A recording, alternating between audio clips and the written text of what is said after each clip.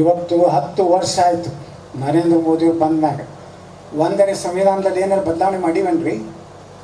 ಸುಮ್ಮನೆ ಬಬ್ಬಿ ಹಾಕ್ತಾರೆ, ನಾವು ಬದಲಾವಣೆ ಮಾಡ್ತಾರೆ, 400 ಬರ್ತದ್ರೆ ಹ್ಯಾಂಗೆ ಮಾಡ್ತಾರೆ. ನಮ್ಮ ಖರ್ಗೆ ಅಂತ ಸೀನಿಯರ್ ಮನುಷ್ಯ ಅವರು ಹೇಳ್ತಾರೆ, ಕಡೆಗೆ ಅವ್ರ ಬಾಯಿಲೇ ಬಂದ್ಬಿಡ್ತೆ ಮಾನ್ಯ ರಾಜ್ಯಸಭಾದಾಗ. ಅದಕ್ಕೆ ಈ ಬಾರ್ ಇದು ಮಲ್ಲಿಕಾರ್ಜುನ್ ಖರ್ಗೆ ಹೇಳ್ಯಾರ, ಮತ್ತು ನೀವೇ ಕಡೆಗೆ ಓಟ್ ಹಾಕ್ತೀರಪ್ಪ. ಅವ್ರು ಹೇಳ್ಯಾರ ಖರ್ಗೆ, ನಾನು ಹಳೆ ಇರಲಿ ಯಾರೇ ಇರಲಿ ನರೇಂದ್ರ ಮೋದಿ ಬಂದರೆ ದೇಶ ಉಳಿತದತ್ತು ಅಂತ ಮಲ್ಲಿಕಾರ್ಜುನ್ ಖರ್ಗೆ ಅವ್ರು ಹೇಳ್ಯಾರ. ಎಷ್ಟು ಒಳ್ಳೆಯವ್ರು ಇರ್ಬೇಕು ಅವ್ರು ಪಾಪ. ರಾಹುಲ್ ಗಾಂಧಿ ಅವರು ದೇಶಕ್ಕೆ ನರೇಂದ್ರ ಮೋದಿಯವರ ಸರ್ಕಾರ 10 ವರ್ಷನಾಗ ಏನು ಮಾಡೈತಿ ಅಂತ ಕಾಂಗ್ರೆಸ್ನವ್ರು ಕೇಳ್ತಾರೆ. ಒಂದು 5 ಗ್ಯಾರಂಟಿ ಕೊಟ್ಟಾರ, ಆ ಗ್ಯಾರಂಟಿದು ಹೇಳ್ತಾರೆ. ಒಳ್ಳೆ ಗ್ಯಾರಂಟಿ ಬಿಟ್ಟರೆ ಮತ್ತೊಂದು ಏನೂ ಇಲ್ಲ.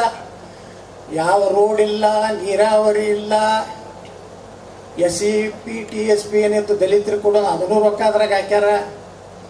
ಇದೆಲ್ಲ ಇಲೆಕ್ಷನ್ ಲೋಕಸಭಾವರೆಗೆ ಜಗತ್ತೈತಿ. ಇದಕ್ಕೆ 1,05,000 ಕೋಟಿ ರೂಪಾಯಿ ಬೇಕು ಎಲ್ಲ ಗ್ಯಾರಂಟಿಗಳಿಗೆ. ಇನ್ನು ಮಹಾತ್ಮ ರಾಹುಲ್ ಗಾಂಧಿ 1 ಲಕ್ಷ ರೂಪಾಯಿ ಕೊಡ್ತೇನೆ ನಾನು. 1 ಲಕ್ಷ ಒಂದು ಫ್ಯಾಮಿಲಿಗೆ ಹಿಡಿದ್ರೆ ಎಷ್ಟಾಗ್ತದೆ? 150 ಕೋಟಿ. ನಿಮಗೆ ಭಾಳ ಕಡಿಮೆ ಬರ್ತದೆ. ಅವರೇ ಅದಾರ, ಹಮ್ 5 ಹಮಾರ 25 ಆಗ್ಯಾವ. ಈಗ ರೇಷನ್ ಹೆಚ್ಚು ತಿನ್ನೋರು ಅವರೇ. ಎಲ್ಲ ನೀವು ನ್ಯಾಷನಲೈಸ್ ಬ್ಯಾಂಕ್ ಮುಂದೆ ನೋಡ್ರಿ, ಅವರೇ ನಿಂತಿರ್ತಾರ ಸರ್ಕಾರಿ ಯೋಜನೆ ತೊಗೊಳಕ್ಕೆ.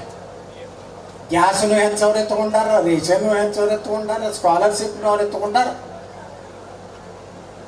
ಇವತ್ತು ನಮ್ಮ ಮುಖ್ಯಮಂತ್ರಿಗಳು ಹೇಳ್ತಾರೆ ಅಲ್ಪಸಂಖ್ಯಾತರಿಗೆ 10,000 ಕೋಟಿ ರೂಪಾಯಿ ಕೊಡ್ತೀನಂತ. ಬಾಯಿ ಅಂತೂ ಟಗಲು ಮಾಡಿ ಹೇಳ್ತಾರೆ. ನಾ ಕೇಳಿದೆ, ದಿಲ್ಲಿಗೆ ಹೋಗಿದ್ರಿ ಸಿದ್ದರಾಮಯ್ಯನವ್ರು, ನಿಮ್ಮೆಲ್ಲ ದಂಡ ಪಿಂಡಗಳನ್ನು ತಗೊಂಡು ದಿಲ್ಲಿ ಜಂತರ್ ಮಂತ್ರನ ಹೋಗಿ ಕೂತಿದ್ರಿ. ಏನು ಹೇಳಿದ್ರಿ? ನಮ್ಮ ಕರ, ನಮ್ಮ ಹಕ್ಕು. ನಾ ಕೇಳಿದೆ, 100 ಕೋಟಿ ರೂಪಾಯಿ ವಕಫ್ ಆಸ್ತಿಗೆ ನೀವು ಕಂಪೌಂಡ್ ಕಟ್ತೀರಿ ಅಂತಿದೆ. ಇದು ಯಾರಪ್ಪನ ರೊಕ್ಕ?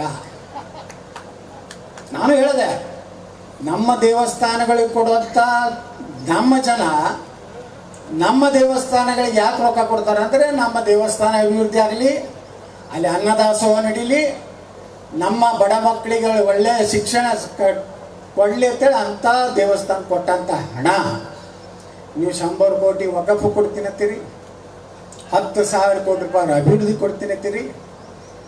SC ST ಜನಾಂಗದ SCP TSP 11,000 ಕೋಟಿ ರೂಪಾಯಿ ನೀವು ಗ್ಯಾರಂಟಿಗೆ ಬಳಸ್ಕೊಂಡು ಅವ್ರ ಬಾಯಿಗೂ ಮಣ್ಣು ಹಾಕಿರಿ. ಈ ರೀತಿ ಇವತ್ತು ನೋಡ್ರಿ, ವಕಫ್ ಆಸ್ತಿ ಕಲಬುರಗಿ ಒಳಗೂ ವಕಫ್ ಐತಿ, ಬಿಜಾಪುರನಾಗೂ ಐತಿ. ಒಂದೇ ಒಂದು ಸಣ್ಣ ಗೋರಿ ಇತ್ತಂದ್ರೆ ಆ ಸರ್ವೆ ನಂಬರ್ ಇರ್ತದಲ್ಲ, ಅದು ವಕಫ್. ಒಂದು ಗೋರಿ ಯಾವ್ದ್ರಾಗ ಯಾವ ಸುಳ್ಮಗನ್ನ ಹಾಕಿ ಮುಚ್ಚಿರ್ತಾರ. ಅವಾಗ ಆದಿಲ್ ಸೇನ ಕಾಲಿಗೆ ಯಾರು ಮುಚ್ಚಾರೋ ಗೊತ್ತಿಲ್ಲ. ಅವ ಯಾವ ಲಫಂಗ್ ಇದ್ದೋ ಬದ್ಮಾಸ್ ಇದ್ದೋ ಏನೋ ಅಂತ ಅದಕ್ಕೊಂದು ಹಸಿರು ಚಾದರ ಹಾಕ್ತಾರ, ಸುಣ್ಣ ಹೊಡಿತಾರ, ಒಂದು ಹಸಿರು ಜೆಂಡ ಕಟ್ತಾರ. ಚಾಲು ಇಲ್ಲ ಮುಂದೆಲ್ಲ ಹಿಂದಿಲ್ಲ ಎಂದೂ ಇಲ್ಲ.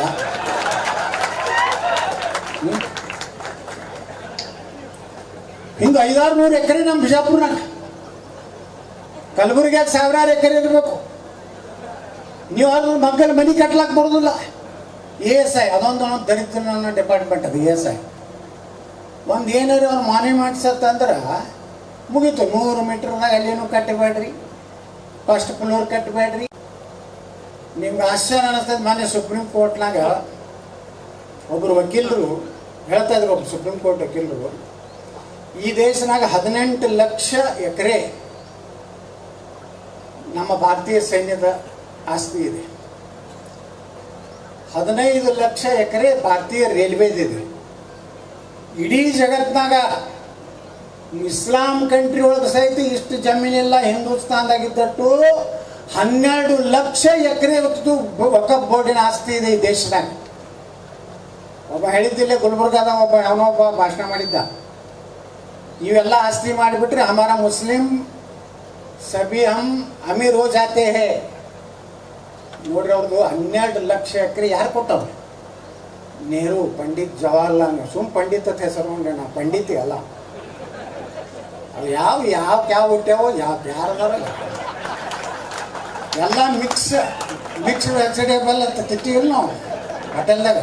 ಹಂಗೆ ಅದಾವ. ಒಂದು ರಾಹುಲ್ ಗಾಂಧಿ ಯಾವುದು ಗೊತ್ತಿಲ್ಲ, ಪ್ರಿಯಾಂಕಾ ವಾಡ್ರಾ ಯಾವುದು ಗೊತ್ತಿಲ್ಲ, ರಾಬರ್ಟ್ ವಾಡ್ರಾ ಯಾವುದು ಗೊತ್ತಿಲ್ಲ, ಇಂದಿರಾ ಗಾಂಧಿ ಗಂಡ ಯಾರು ಗೊತ್ತಿಲ್ಲ, ಮೋತಿಲಾಲ್ ನೆಹರು ಅಂತಲ್ಲ, ಮೋತಿ ಖಾನ್ ನೆಹರು ಅಂತ ಅದಕ್ಕತ್ತಾರ.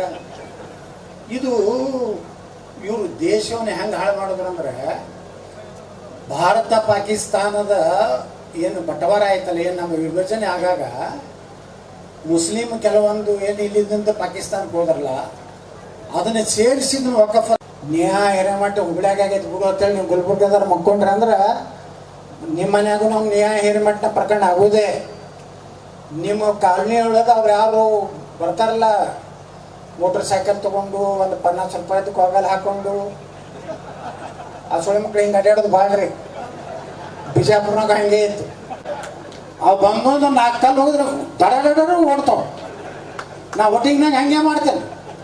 ನಮ್ಮ ಮಂದಿಗೆ ಹೇಳಿದೆ, ನೀವೆಲ್ಲರೇ 11ಕ್ಕೆ ಹೋದ್ರಾಯ್ತು, ಏನು ಬಿಸಿಲು too much hot is they, hi ma'am ಅಂತ ಹೇಳಿ ನೀವು ಎಲ್ಲ ಮಜಾ ಮಾಡ್ಕೊಂಡು ಮಕ್ಕೊಂಡ್ರಿ ಅಂದರೆ.